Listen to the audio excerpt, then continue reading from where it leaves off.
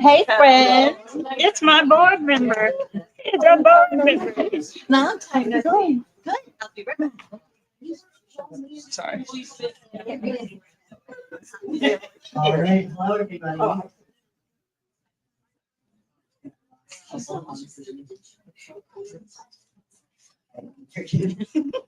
Hi everybody, thank you all so much for joining us tonight.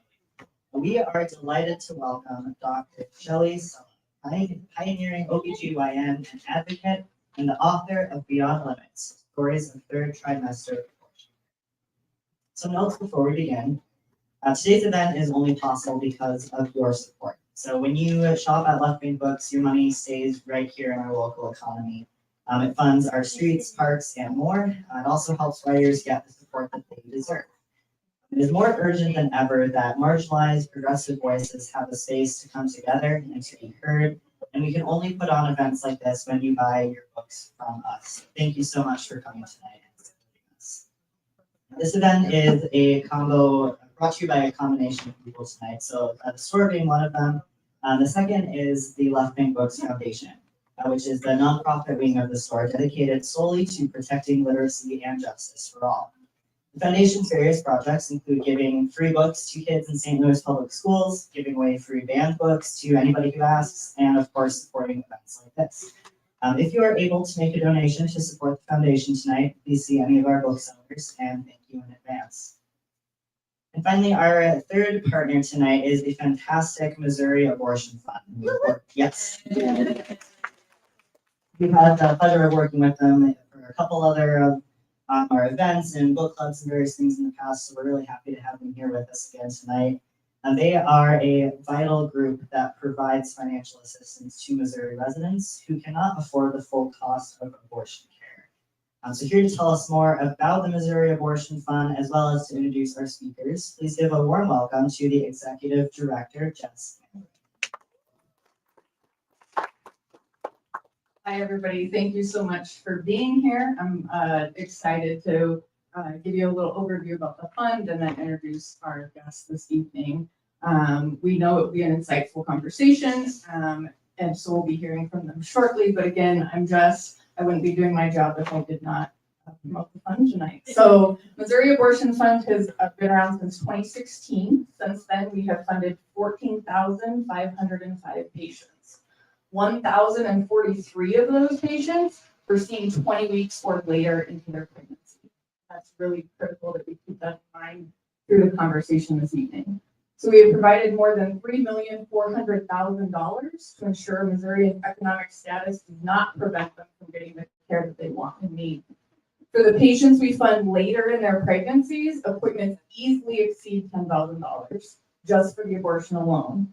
So we're not talking about time off work, travel, childcare, all of the pieces that go into that entire trip. And so abortion care for Missourians is still highly restricted. We have private insurance and Medicaid bans for Missourians, leaving patients having to pay out of pocket. We frequently fund patients traveling thousands of miles to secure third trimester care. Most Missourians are forced to travel to Maryland, Washington, D.C., Colorado, New Mexico. And so it's really important that these patients are supported and funded when we know they have to travel so far. All of these patients are receiving care at independent clinics, and so that's also something we want to highlight this evening. It's also a reminder that none of the patients that Dr. Sella will speak about tonight would be able to receive the abortion they need in our state today due to our viability ban. We hope you enjoy this evening's event. As Evan said, we are a funder. We provide funds for Missouri's abortion care. 70% of our funding comes from individuals like you all, including many of our supporters here in the room tonight. So thank you so much for helping fund abortions and doing it together. We really appreciate it. So we hope you enjoy this evening's event. We hope you're able to learn as our two providers are able to speak to what it truly means to provide compassionate care for all. Because as Dr. Sella beautifully conveys in her book, everyone is deserving of care. So we will be around after the talk over this way to talk about the fund if you have any questions or the current state of abortion in Missouri. And for now, I'm going to introduce our two wonderful folks that will be speaking with you this evening. Dr. Colleen McNicholas is a nationally recognized physician leader whose care has spanned academic medicine, independent clinics, and Planned Parenthood affiliates across the Midwest, South, and Pacific Northwest. She co-founded Raven Lab for Reproductive Liberation, whose mission is to contribute to the development and implementation of a sustainable, values-based nationwide strategy that will build and grow support for truly unrestricted abortion rights throughout pregnancy. She currently serves as the Chief Clinical Transformation Officer for Planned Parenthood Great Northwest, Hawaii, Alaska, Indiana, and Kentucky, and provides all trimester care in Maryland. And our author this evening is Dr. Shelley Sella, is a board-certified OB-GYN and the first woman to openly practice third trimester abortion care in the United States, which she did for 20 years. Her first book, Beyond Limits, Stories of Third Trimester Abortion Care, is a tribute to the real people whose hearts, reasons, and stories are much more complex than politicized conversations that about abortion lead us to believe. So I'm going to turn it over to the two of them to present and have a conversation. And thank you all for joining us this evening.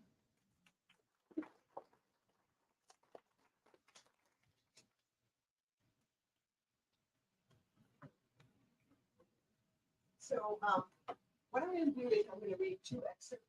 Oh, whoa, no, yes. All right. Ooh.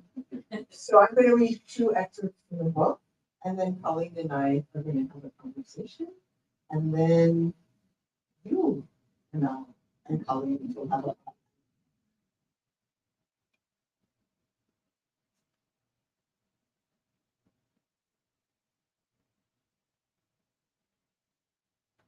And before I get started,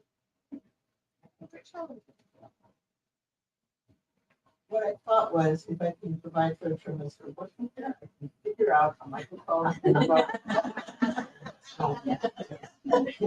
So I do want to acknowledge that while not all who are capable of pregnancy identify as women, the language in the book reflects the time period when I practiced. And can you all hear me, even those of you all in the back? You're good? Okay. It's 3 a.m. and my 33-year-old patient Clarissa is in labor. She called the clinic half an hour ago to say that she was having contractions, and we instructed her to come in. While waiting for her arrival, her labor support doula, Kaylin, and I set up the labor room, turning down the lights, turning on soft meditative music, and placing a few drops of lavender oil in the aromatherapy diffuser. Clarissa and her husband Matt come in holding hands. When she first walks in, she doesn't appear to be in labor. Her hair is neatly tied back in a ponytail, and her face is relaxed. Suddenly, she stops walking and squeezes Matt's hand for the 10-second duration of the contraction. It's been like this for the past hour, she tells me. I thought it would be a good idea to call. I tell her she was right. This seems like early labor, but given that Clarissa has already given birth to 2 children, the last one only 2 years ago, it could progress quickly. I bring them to the labor room, where Kaylin greets them, helps Clarissa change into a gown, and gets Matt settled into a chair next to them. Clarissa hasn't been sleeping well lately. At first, she lies in bed, eyes closed, moaning with contractions that occur every 7 to 10 minutes. Gradually, the contractions become more intense, and Clarissa is increasingly uncomfortable. She gets out of bed and walks around the room, one arm draped over Matt, the other over me, while Kaylin croons softly. You are doing so well. Your body is working perfectly. You are so strong. The contractions are now getting stronger, lasting longer, and coming more frequently. Clarissa is working harder. Her face is flushed, her ponytail has loosened, and hair covers her eyes. She stops walking and tries bouncing on the big orange birthing ball that's in the room, but she cannot get comfortable. I feel like I have to push, she moans. That's good, I respond. Let me check you. Getting back in bed seems too challenging right now. Clarissa drops down onto a black yoga mat in the corner of the room. Matt sits behind her and she leans against him while Kaylin squats by her side. Both are supporting her.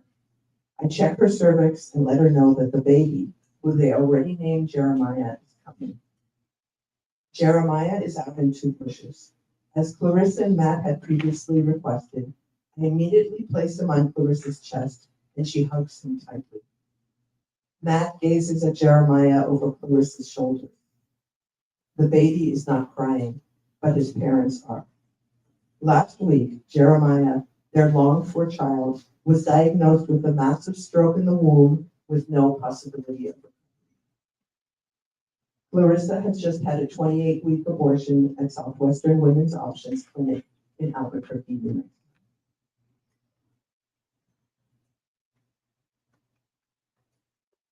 Understanding third trimester abortions is the key to understanding all abortion care. If we can open our hearts to the most desperate among us, we can understand all who seek to have an abortion. We can understand the importance of safe, legal, and accessible abortion care for all during all trimesters of pregnancy. I believe that now is the time to reevaluate what it means to be pro-choice. If we are fully committed to supporting women's decisions, we must eliminate all barriers to accessing abortion care. There's no choice to be had if abortion at all stages of pregnancy is not accessible. We must realize that gestational limits are arbitrary and do not reflect the reality of women's lives. We must understand that accepting any gestational limit is a slippery slope to the total bans we're seeing in an increasing number of states. And we must wholeheartedly support the growing number of women who are driven to seek a third trimester abortion, who are as deserving as anyone else of compassionate and competent care.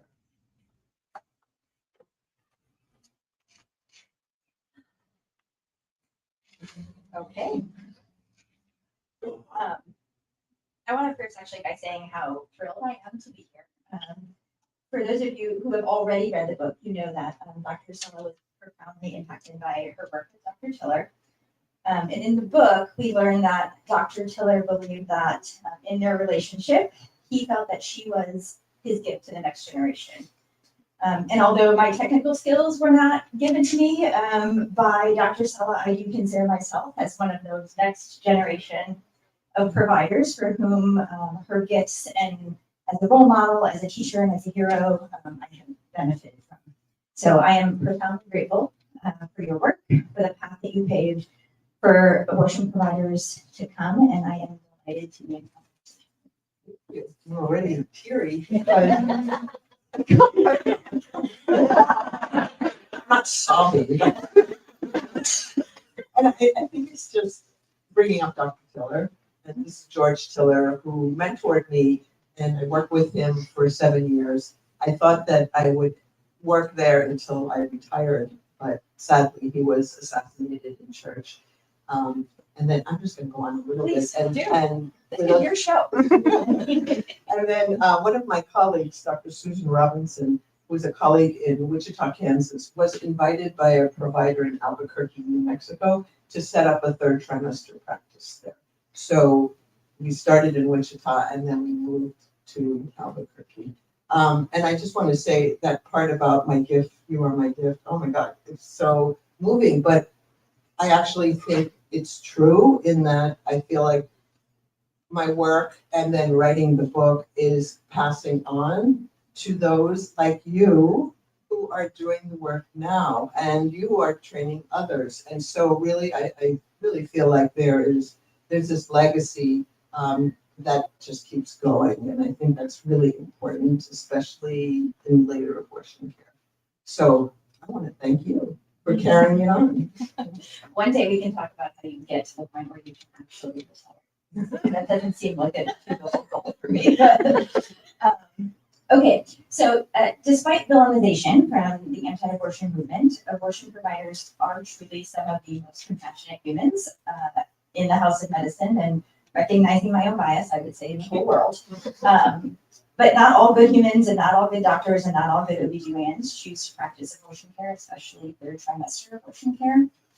And as you all have read and heard a little bit earlier, there are still very few third trimester abortion providers, maybe a dozen or so in the country. But Dr. Sella was one of 3 and the only woman for a little while until Susan joined her. So can you tell us a little bit about how you ultimately decided that this was a core and fundamental part of the practice that you were going to have? So it's the creation myth, right? We're going to go way back to childhood, and I had a difficult childhood experience, which you'll have to read about in the book. And I think that was the initial drive to be drawn to women's health. And in college, I spent a summer working, interning in the Los Angeles Feminist Women's Health Center. So those who are older probably know about that institution. And it provided a completely different model of healthcare, it's a feminist model. And what that meant was it was non-hierarchical. Everyone was, well, ostensibly non-hierarchical. I mean, let's be real. But that was the idea. And I think it was this sense of revolution through changing healthcare. That's how we will achieve revolution. So everyone was the same. We were all lay health workers, except for the doctor who was the one who provided the abortion. And he was merely a technician who was supposed to be silent at all times because the lay health workers did everything. So that's an unusual thing right there. But also what was unusual to me then was this idea of groups, where, for example, if someone, well, back then, some of us remember, if you wanted to do a pregnancy test, you couldn't go to the pharmacy and just pee on a stick and cry in the bathroom with joy or sadness. You actually had to go to a clinic and they would do the pregnancy test. But at the Los Angeles Feminist Women's Health Center, those tests were done in a group. And so you would sit with people who were getting the results as you were, and you would discuss the results and you'd figure out what to do. And it was all in a group setting. Everything was done that way. So that was very different. That was my introduction to abortion, actually. And I just thought, this is amazing. I was a counselor, I was a lay health worker, I did, all the jobs, except for the doctor job. And I just was so struck by, for one thing, just how something so relatively simple could have such a huge impact on someone's life. And also, just the intimacy of that work, where they were providing first trimester and then second. They actually did that once I had left, but so it was first trimester. These are short procedures, but even in those moments, it was just this connection that it just really, spoke to me. So in that setting, doctors were technicians and kind of looked down on, but nevertheless, I wanted to be a doctor so that I could provide abortion. So that's why I went. And then when I was a resident, I started in family medicine. I became very, very interested in birth, and I wanted to learn more about that. And I felt that in the hospital, with all the interventions that happened, I could never see birth unfold normally, naturally. And so I moved to California and worked with home birth midwives for 2 years, and that was very, very impactful for how I thought about healthcare and abortion care.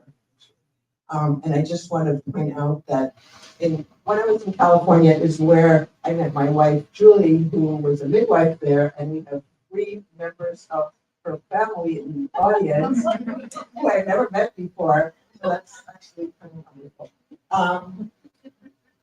And so what I was exposed to in Santa Cruz was what is called the midwifery model of care.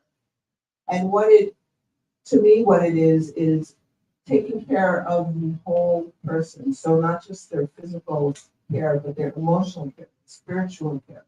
And as the provider, our job was to be supportive, to be a support person, to help the person go through this very intense process and intervene only when necessary, not routinely, which is very different from the usual model.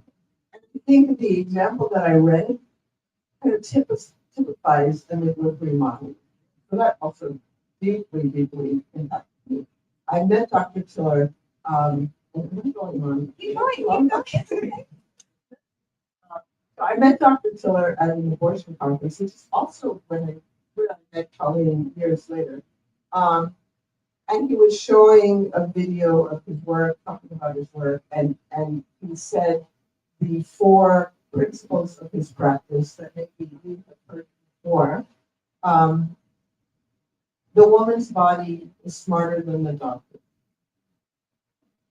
Time, patience, and the baby will come. Respect the woman's rhythm. And if you forget the second and the third, remember the first. The woman's body is smarter than the doctor. And I immediately said, that's midwifery. And within 5 minutes, he had offered me. And I think there was that connection of this midwifery model of care that he didn't know anything about midwives, but he kind of intuitively, instinctively provided that kind of care. And he also had groups. So even though I am sure he didn't check in with the Los Angeles Feminist Women's Health Center, I'm not sure they would even talk to him, spend the time of day with him. But he on his own came up with this idea of groups. And what that meant was that, now I'm going to digress a little bit to explain that we are 2 different kinds of patients that we cared for. One were fetal inpatients, those ending a pregnancy because of conditions that the baby has that would either mean that the baby wouldn't survive, or if it survived, would have serious medical problems. Or maternal indications, which would be just really difficult and complicated life situations where the person felt that they just could not continue the pregnancy. And we would have groups for the 2 different groups. And basically they didn't do the pregnancy test together, they didn't do any of the medical part together, but it was just a support group for them. And that was so powerful. It was an integral part of the care for people to spend time with each other. Because often, and I think you probably would agree that especially later in pregnancy, people are much more stigmatized and feel much more isolated. And it's less common for them to have told people that they're having an abortion.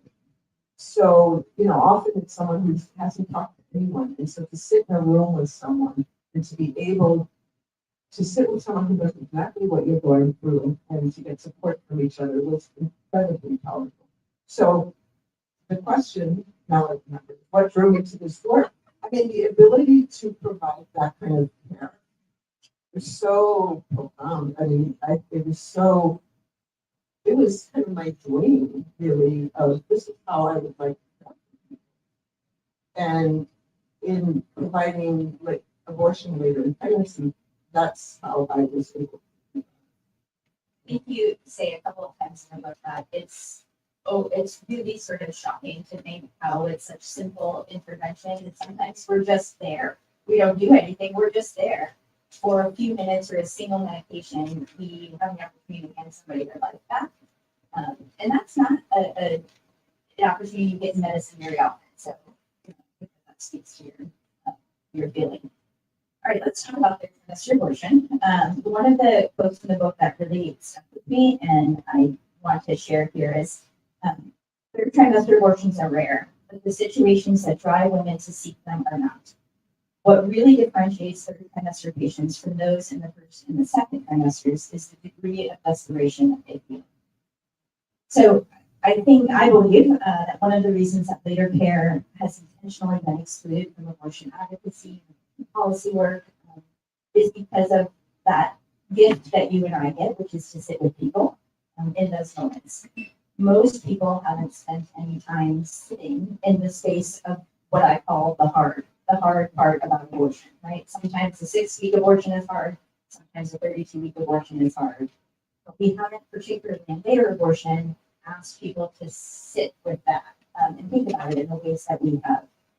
So how do you think that we engage abortion advocates? How do we engage policymakers? How do we engage the public to do that work? Because when they're out there with posters and t-shirts, we need them to be thinking about these people. Well, that is actually one of the reasons I wrote the book. Because I'm not a writer and it wasn't fun, in fact, it was horrible. So, but I wrote it because I wanted people to have an understanding beyond the misunderstanding. I mean, people just have no conception, and I think people are afraid of it. And who I'm referring to by people is not the anti-abortion people, but the pro-choice people. I think, and partly it's because they don't understand it, which is one of the things in the book. I was very intentional of how I'm telling stories, because the stories I tell, they're composites. I was really intentional of who I want to represent. So, and I looked at the question, but it's part of it, really, the answer. So in the first part of the book takes 6 patients through a week at the clinic. And 3 of them are fetal indications and 3 of them are maternal indications. And that's very deliberate because there's no hierarchy of destination. And everyone who needs an abortion deserves to get an abortion for whatever reason. And they know best. Now I've lost the thread, but oh, yes. And I also intentionally describe the process, the procedure, because that's another thing that I think scares people. Like, oh my God, these are babies, they're full term, and what are you doing? And so I think understanding lowers people's anxiety. And so I think there's a lot of anxiety and complicated feelings about abortion, and the later it is, the more anxiety, the more complicated. And my point, actually, one of my points is that it's okay to have complicated feelings. I mean, me too, I'm human, and that's fine because that's life and that's who we are. But it doesn't mean that the government is the one who's the arbiter of our lives. And so I think that's an important message to convey. Like, yeah, I get that you're uncomfortable with it. Why don't you read Dr. Sella's book? Maybe you'll feel a little better. It's kind of a glowing second book. And if you read the book and you still feel a little anxious, that's okay too. But let's keep track of the big picture. And the big picture is so I actually, just being on the book tour and thinking more about it, I wonder with these people who come up with people within the pro-choice community who think that there should be a gestational limit, who think there should be a viability ban. I wonder if they're projecting their own discomfort. I haven't thought of that really until now, these last few months. Like, they're uncomfortable, so they're assuming all of us are uncomfortable, and they're not stepping back and kind of confronting that and seeing, well, maybe I need to think about what it means because I'm uncomfortable. Like, what's the impact? But I'm wondering about that. One of the things I really like about the book is that you use language that you use with patients, right? I oftentimes say it's to advocates. It's okay to talk about this. This is how I talk to patients. Like, patients know what's happening when we're having an abortion, right? Like, it's okay to use that language. And in one of the spaces you talk about sort of, the liminality of pregnancy goes away as you go further in pregnancy, right? It's no longer tissue. Stop saying it's tissue, right? Because patients are coming in and it's Jeremiah, and it's right there. They have an attachment to their pregnancy, to their baby. They sometimes have an entire room and they've had a baby shower, right? And so I think one of the disservices we do to the advocacy space is to pretend like that's not a thing, right? And so I really love that in the book, you humanize that, right? This is how we talk to patients. This is what patients think about their trimester abortion. Yeah, and as you know, it's not just patients in the 3rd trimester. I mean, I think we've all seen patients who are 6 weeks pregnant and they're asking about their baby. And so we'll talk about their baby. And And that's okay, because so what does that show? It shows that that person has complicated feelings too. You know, they're personifying this. This is a baby to them, and yet they believe that this is absolutely what they have to do. And so I think that understanding needs to be extended to everyone. One of thinking about sort of myths and misconceptions around abortion and specifically third-trimester abortion. One of the themes that came through in a lot of the stories was that somehow religiosity and morality to have those things is incompatible with supporting abortion or choosing to have an abortion. You gave us a couple of examples, right? Mary and Chris, for whom their faith did not support them, but after their long experience, Chris felt that it was his religion that actually abandoned him, right? Compared to Jamie and Robert, whose church raised money for them to get to the clinic, right? And had a very different experience. And maybe my favorite was the woman who left saying that she hopes that God continues to stay with you to help you do the work that you do. So how do you talk to patients when they're in that sort of, not just crisis of like, I'm really sad about, ending a pregnancy, but also I'm feeling all this shame and like, it's the right thing for me and my family, and the thing that I was hoping to have support me is also failing me. Yeah, well, so for one thing, I talk about this in the book, I was actually surprised how many religious people I was caring for, and that most of the people we were caring for were Christians and many majority were anti-abortion as well. So Dr. Tiller in his clinic, he actually had a reverend on staff, kind of recognizing where people are at. And this was Reverend George Gardner. And he wore his collar and he would go around in the waiting room and talk about ministry while walking around. And so if he saw you, for example, and you had an empty chair there, he could go, oh, it's okay if I sit down and we chat a little bit. But he also helped patients with that issue. It's like basically the message is God loves you, God cares for you. And when Susan and I, Dr. Robinson and I came to Albuquerque, we didn't have Reverend Gardner. But I think that was the same message. And the groups were very helpful because the examples that you gave, these were two sets of couples who were in a group together. And one of them, their religion condemned them, and the other were sort of talking to me because they were evangelical Christians. And I had this idea, I have bias too. And I thought, oh, okay, I'm going to hear about, how hard it is for them. But in fact, they got support from their church. And so for the two groups, the two couples to be in the group together was actually very helpful, very supportive.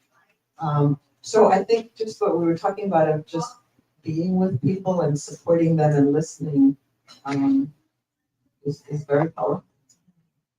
I oftentimes say things like, good women have abortions and good moms have abortions, and today you're a good mom and a good, All right, I'm gonna ask one more question and then open it up for folks. So, in the wise words of your father, it's a bullshit world. You have to say it with an accent. I can't.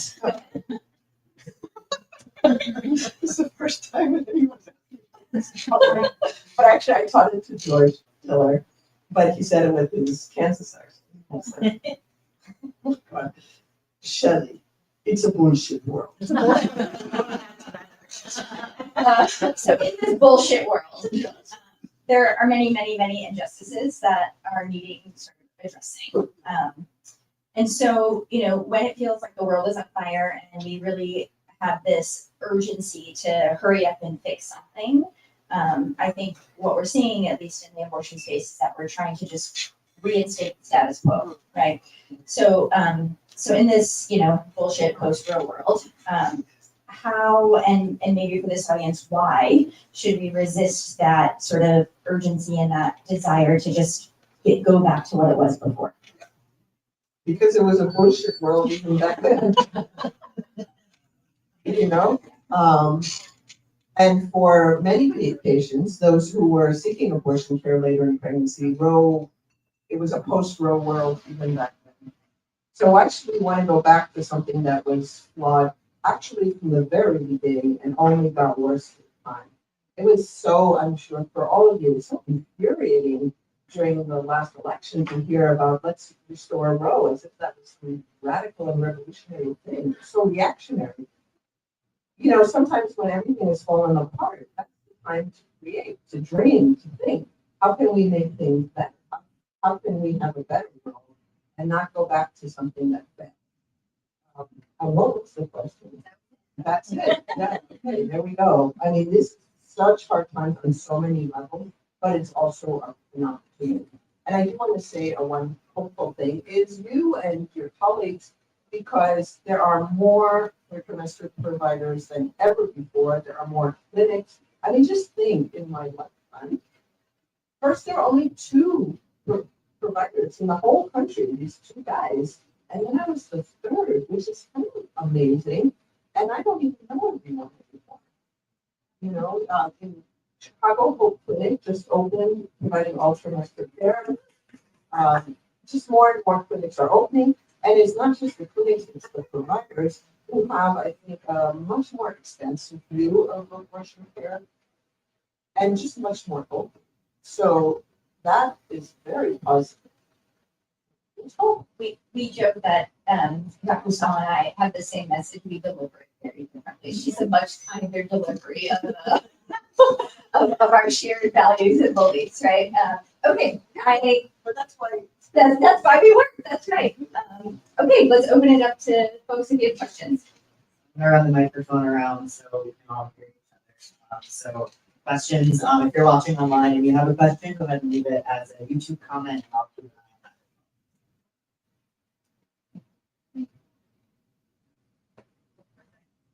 on that.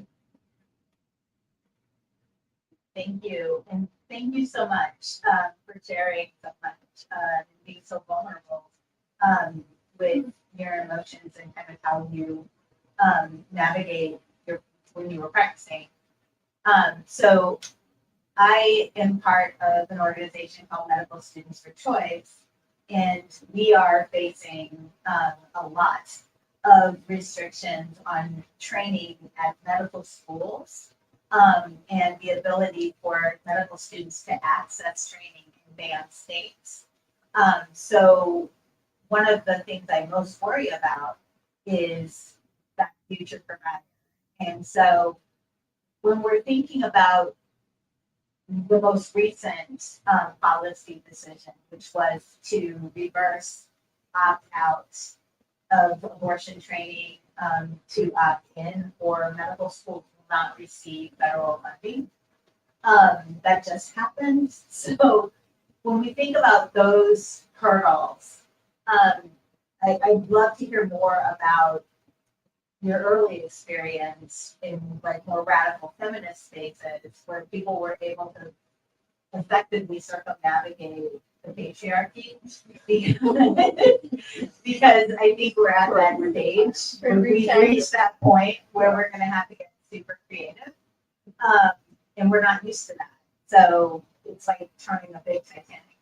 Yeah. So I was in Chicago yesterday, and I was at a bookstore, and there were two women there from the Jane Club. Yeah. And so they provided illegal abortions before 1970. They figured it out. Now, the thing is, the times are different, and the carceral system is so much more intense and scary than it was. And I'll leave it at that. But I think that's an example of people just kind of seizing the moment and like, it's not legal, so we're going to figure this out. I think the training is hard, but so when I started out, there wasn't all this organized training either. And it was very challenging. And I was searching, and luckily I found Dr. Tiller, and he found me. And it's kind of like a Hallmark romance.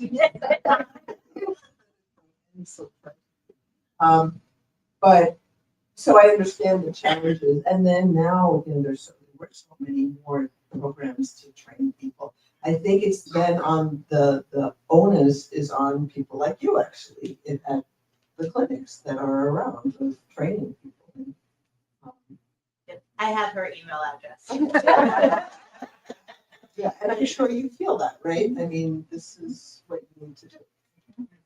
And one of the things I will say about training is I think not everybody will go on to be an abortion provider, but I think the thing that trainees learn more than anything is to have empathy for people. I often say, there are good and great surgeons who know the science and can do the skill, but I think great doctors, excellent doctors are the ones who have built empathy, and the abortion clinic, there's no better place than an abortion clinic to do that. That's true. I just want to reinforce what you said about anxiety. My good friend here, who's been a spokesperson for abortion care for a long time, and I'm always admired how easily she and other people can speak about it. And we even joke that, if she comes to an event, everybody's going to know what else does. That's right. And she mentioned the book this week, and I thought, trimester abortion. I have anxiety. But reading those case studies is exactly what happened. The anxiety level went down. I read it, I would say, mostly because my daughter is a physician and has provided abortions and believes that it's a medical student for choice, and really tried to get that as a choice, not necessarily to perform an abortion, but for all physicians to know that this is a choice that they should provide. And I was surprised at my anxiety. And I didn't realize it until I was reading those case studies. And I can see where to generate more support for what should be something that's so easily available to folks is reducing that anxiety. And I got to thinking, do you make this into a movie and you catch people off guard and they realize, but when you say trimester abortion, that conjures up all these images, and you're not looking at you're looking at like the tip of the iceberg, not everything is there. So I'm grateful for your book. Thank you. That really has helped me understand myself, understand my friend, understand my daughter, and folks that are confronted with this. Yeah. Well, thank you so much. And I have heard that from other people who've read the book. And again, that is one of the main goals of the book, is to help people just have a better understanding.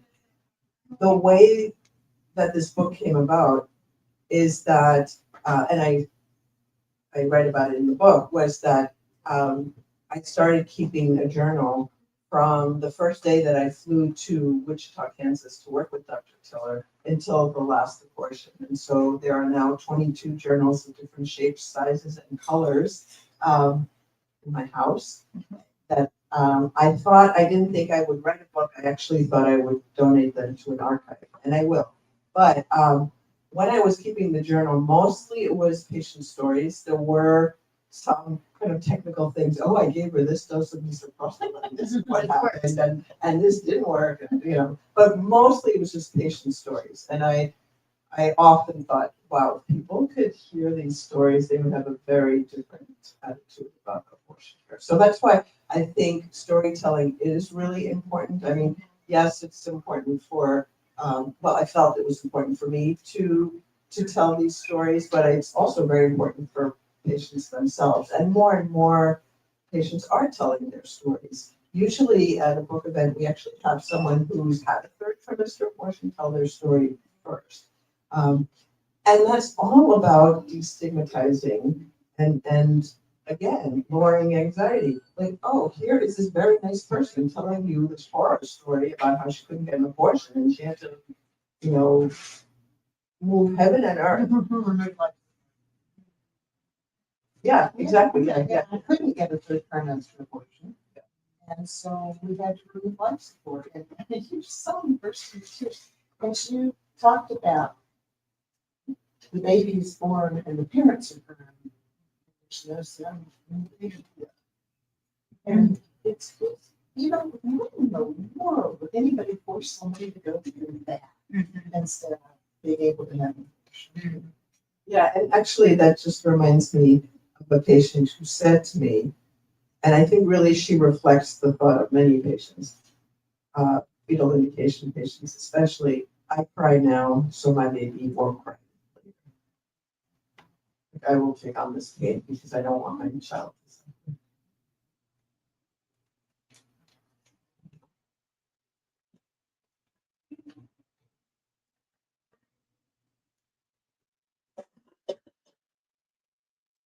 Any other questions online or in person?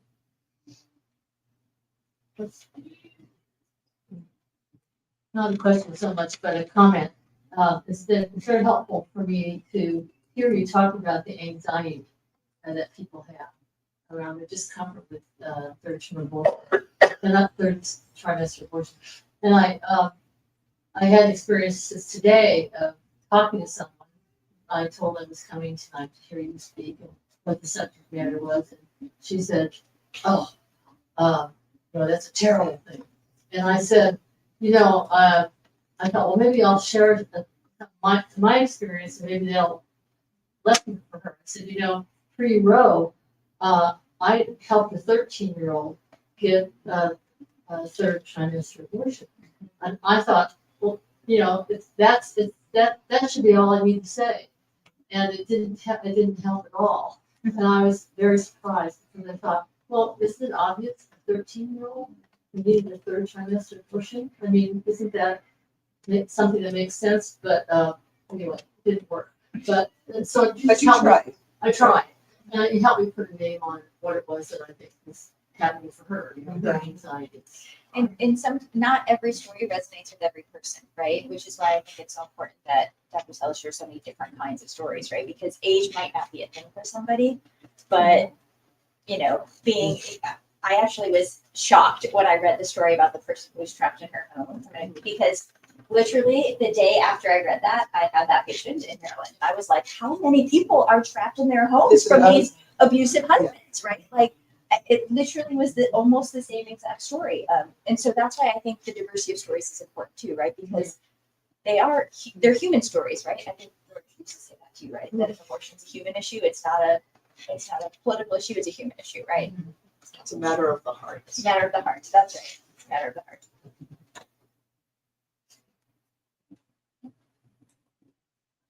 It's me again. So when I moved to St. Louis in 1979, there were 5 independent clinics in St. Louis. And Banner wasn't one of them. Well, Harriet didn't start doing abortions for ordered, I'm sure. I don't know this, I wasn't on their board, but I can imagine board members going, oh no, we do birth control. We're not going to do abortion. We're not going to touch that because our donors won't like it. Well, then they managed to wipe out all 5 independent clinics, and they were the only one there. And I gotta say, I am so thrilled to have you all speaking so openly on this, because for years, I worked at the clinic and the doctors wouldn't say anything. I was the only one at the clinic who would run around going, hi, I'm Allison, I work in an abortion clinic, and I do this at the grocery store, and on an airplane, no matter where. But now we have young providers who are speaking up and setting people straight. And thank you, Colleen, and thank you, Shelley, for doing it. So yesterday I was in Chicago and no, it's today. This morning I'm in Chicago and I had an Uber driver and he asked me what I was doing. And so I told him, oh, I wrote a book. It's about abortion care later in pregnancy and I'm on a book tour. And so he told me his abortion story, which was kind of it was a story of kind of lack of communication between partners. I'll leave it at that. But we had this whole conversation about men, I think actually it was a boy, young man at the time, and abortion and just the role of men and how they don't take responsibility sometimes. I told him a few stories. And then I told him, oh, when I get home, I'm going to send you the book. So there you go. Why keep quiet? It doesn't help. I rarely get pushback. Rarely. I mean, sometimes people are curious. Really, you're working with pushback? Yeah, I'm really funny about it. But I don't have people going, that's horrible. Well, I just take the high moral ground and yeah. Well, I think it's actually really important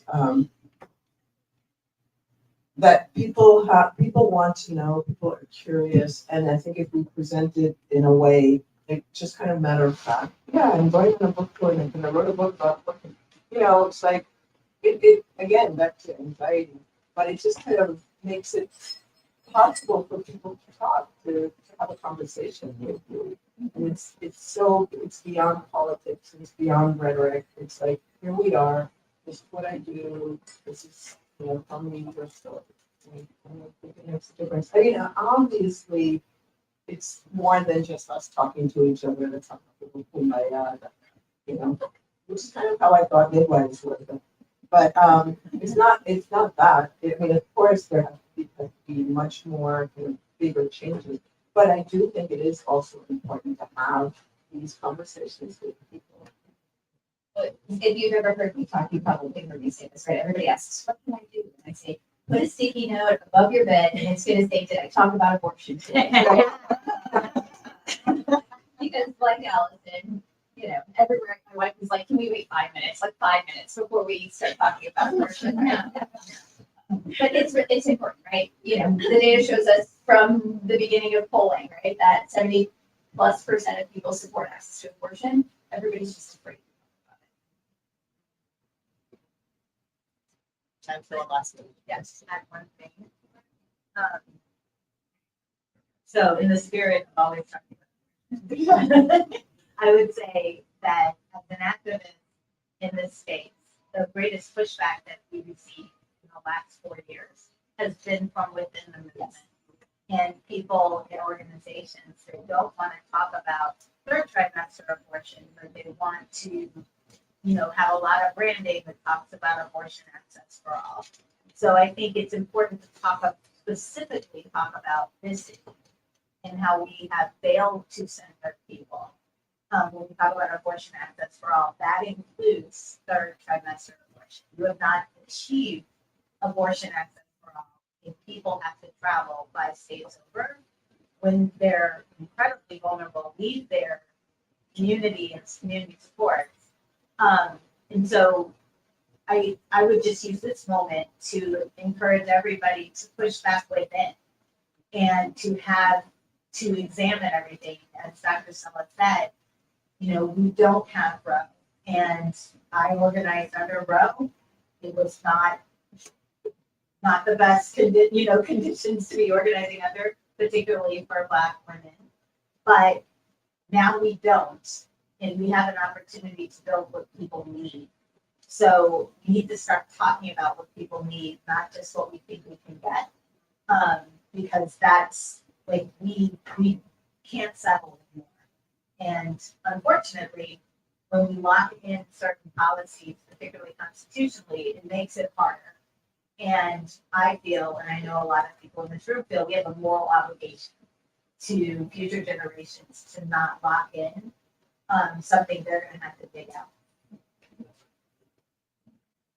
What a perfect ending. Thank you all of you. And I actually will be signing books here, right? Yeah, we'll move some furniture around up front here and then. Thank you all so much. If you don't have your book yet, grab one at the counter, and check out the sensory abortion set up. Resources. So, thank you all so much. Thank you.